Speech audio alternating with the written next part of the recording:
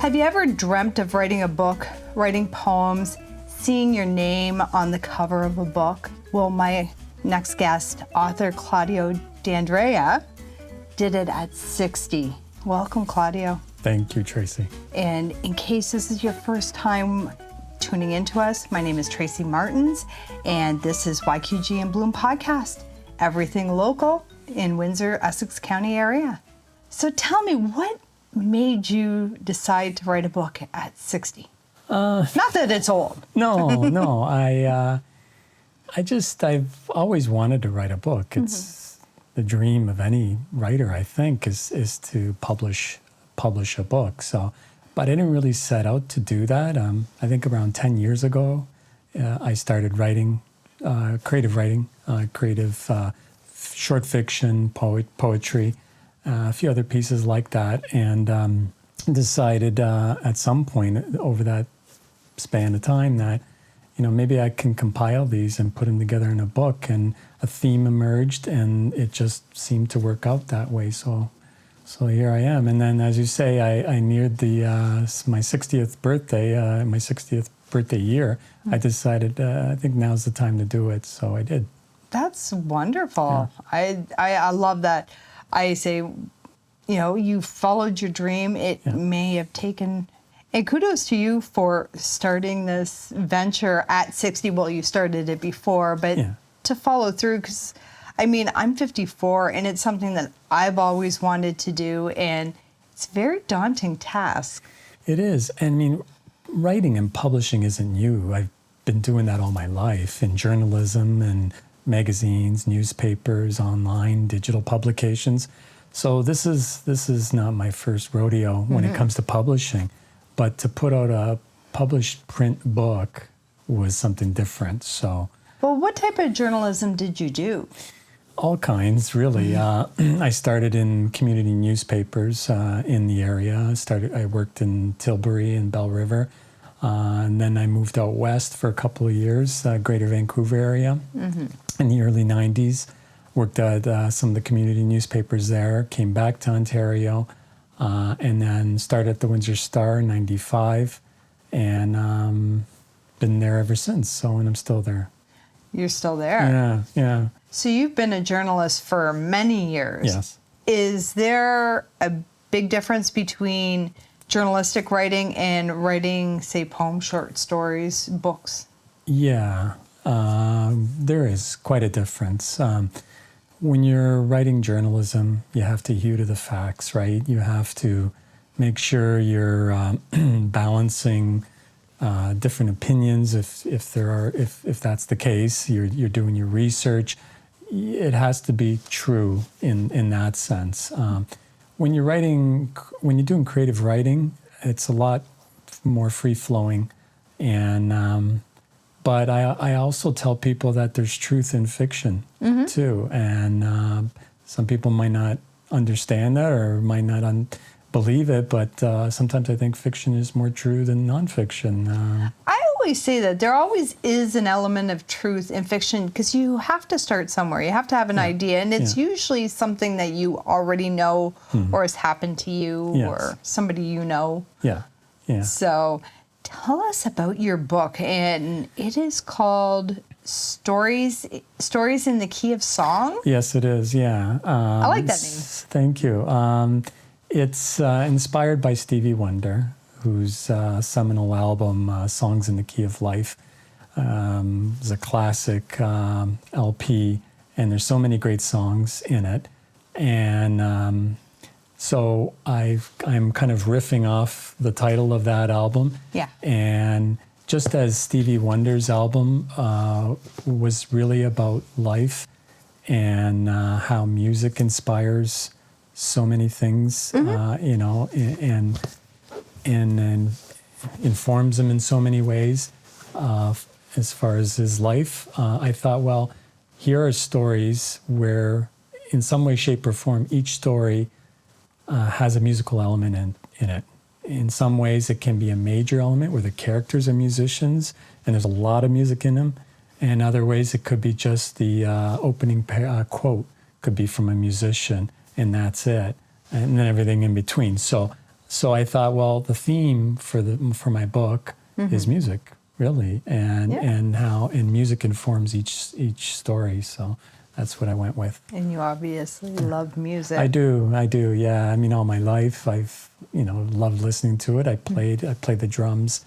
So I played in a band back in the 80s. A few years ago, my loving family bought me a little electronic drum kit, surprised me with it at Christmas. So now I can, bang away on them to my heart's content, and the neighbors don't complain. It's quiet except in my headphones. Yeah. They're smart. Yes, yeah. But that was nice. Yeah. So music's it's always been very important to me. I've always loved it, and I think it's something that a lot of people can connect with in all kinds of ways. Mm-hmm. Yeah. Oh, for sure. Yeah. And I mean, songs are just short stories as well, which are, I love songs. I love listening to the words of the songs. And now your book is short stories. When did that, is it released already? It is, yeah. I had a launch party a few weeks ago in September, and now it's out there and in public. It's in a couple of bookstores. It's on blackmosspress.com, and there's BookFest, and then I'm doing some promotional talks and things like that around the book. So one of them is going to be BookFest Windsor, which is coming up. So there'll be more of that as well. So. And you said that's going to be online? Yeah. Okay. This year it's online, yeah. Yeah, I'm definitely going to have to look that up, look up their Instagram, their website, so that we can get an idea of it, because I had no idea we had a book fest, and I would have been the first one there because I love reading. Yeah. How many short stories are in your book? There are 10, but the opening piece, there's an introduction, but the opening piece is a nonfiction piece, and it's about my name. And it's something that I wrote years ago, and it's something where I discovered what my name means, literally. Claudius is my namesake, so the famous emperor, and there's a librarian that told me what it means, and I started researching it, and then I discovered that it means lame, crippled, because that's what he was. And I thought, well, that's a kind of a bummer. And I've always had a real love-hate relationship with my name. I'm okay with it now, but growing up, it was just not my thing. Why couldn't I be Bob? Yeah. Well, I took on a pen name years ago in some of my freelance work, and it was Paul Rigi. Rigi's my mom's maiden name, and Paul was my confirmed name. So I've always liked Paul, but I'm okay with Claudio now. I mean, you make it your own. Yeah.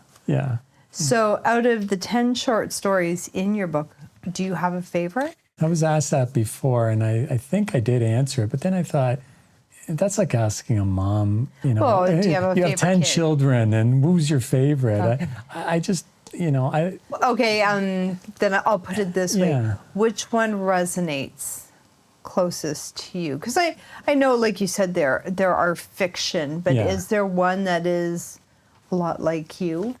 I don't know about a lot like me, but there's a couple, but one in particular kind of really is close to the heart. It's Carol's Last Christmas. And I got a lot of strong reaction to that story. People felt that the characters, the theme, it really hit them. It seemed to have a lot of emotional impact. So, Well, the name itself. Yeah. I mean, that would be a tearjerker, I'm assuming. Yeah, it's a bit sad. Yeah, it is. Yeah.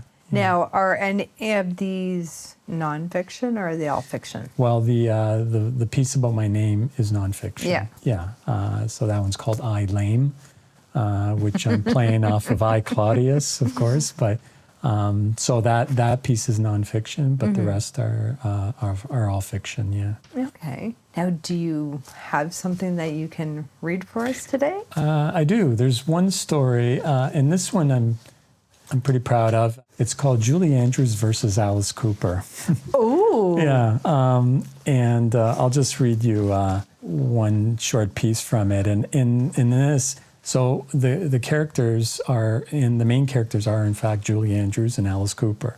So I decided to try to get into their heads and try to pretend what they would be like and how they would talk and how they would interact with other people. So in this scene, Alice Cooper, and the setup here is there's a song of Alice Cooper's called Halo of Flies. And one day when I was listening to it, I started hearing Julie Andrews' My Favorite Things. And it fit, like the lyrics in that song matched it perfectly. Like, wow. And so I thought, that's kind of strange. So the premise of this story is where Julie Andrews' publicists sue Alice Cooper for plagiarism, stealing My Favorite Things lines. And then he seeks some revenge from the lawsuit. So in this scene, Alice Cooper is talking to Bob Ezrin, who was his real life producer. He's a Canadian producer, produced a lot of his albums. He's produced Pink Floyd, phenomenal musical producer. So here's Alice Cooper at Bob Ezrin's home. My favorite sick things, an evening with Alice Cooper. Bob Ezrin read the words out loud that Alice scrawled in black ink in a white napkin. There should be a U in favorite. Alice ignored the Canadian record producer's comment. He was excited about his latest musical concept and eager to work on another project with Ezrin, his favorite musical collaborator. What do you think? I think it's, well, very Alice, he said. The devil, as you know, will be in the musical details. Alice smiled. Outside, the chill winds of late October and Halloween, which was another one of his favorites, his favorite time of year, swirled leaves into a whirlwind against Ezrin's Tony Toronto home. His arms moving through the air like an orchestra conductor, Alice tried to paint a picture of the stage show that was in his mind. At this point, he only had scraps of musical ideas that he hoped Ezrin would help turn into a polished, finished product, like he did with so many albums, including his twin Nightmare Enterprise. First, he wanted Ezrin to see what it would look like on stage. It was Alice's latest theater of the macabre. Always a champion of the villain in rock and roll, Alice saw this show as the ultimate good versus evil production. Julie Andrews versus Alice Cooper. Girls in white dresses with blue satin sashes versus guys in black leather with silvery codpieces. Snowflakes versus spider's webs. Mary Poppins versus No More Mr. Nice Guy. I like that. Thank you. Oh, I want to hear more. Alice Cooper, I could see where, he could very well have used some of Julie Andrews' songs because he has a lot of really deep, meaningful love songs. And he does. He's not as hard as whatever he may look it, but he's misunderstood. I think he's brilliant. Oh, yes. And he's funny as anything, which maybe a lot of people don't realize, but there's some of his song lyrics, and I saw him performing at Caesar's Windsor years ago. And the only thing he did, right at the very end, he played a shortened version of Sick Things, one of his songs. And the only thing he said at the end of the show was, he goes, "You're all sick things," and then he walked off the stage. So, in fact, I have met Bob Ezrin. Oh. I met him once in Windsor. He was here visiting somebody else, and I happened to go into the store that the person owned, and he was there. And I'm like, ooh, because I love Alice Cooper slow songs. And in fact, Alice Cooper Goes to Hell. I mean, that's just a classic.